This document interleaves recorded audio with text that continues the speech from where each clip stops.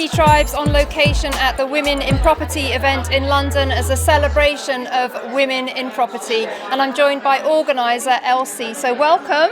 Thank you. Lovely to be here. Now Elsie, why did you feel the need to create a women-only networking event?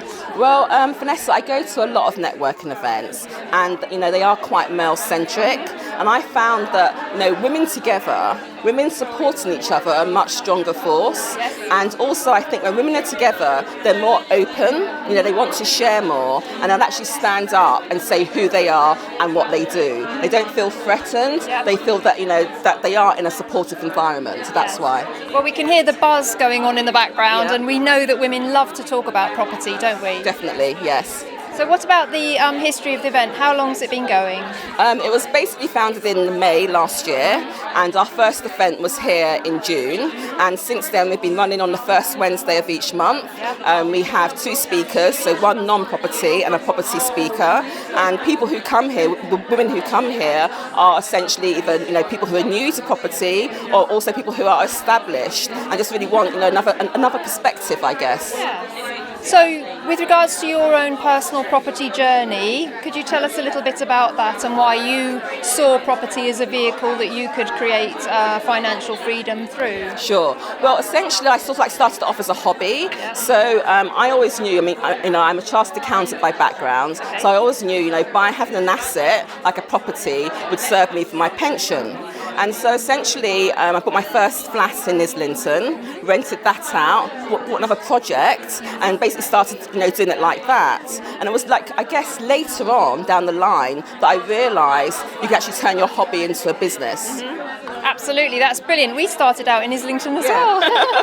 What qualities do you think that women bring to property? Because as landlords, it's such a people business, isn't it? Definitely, yeah. Well, I think women are more understanding and more caring. Yeah. I think they've got excellent organisational skills, and they are more nurturing.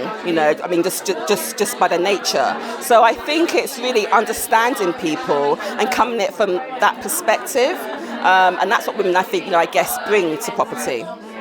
I'm sure you probably agree with me, but I'm a big advocate that women, even if they're married, should have their own financial independence, because you don't know what the future's going to bring. And property is a great way for women to achieve that, isn't it? Most definitely, because I think regardless of your sex, your age, you can get into property, quite earlier on. I think the earlier the better, obviously, because, you have longer for your property to appreciate.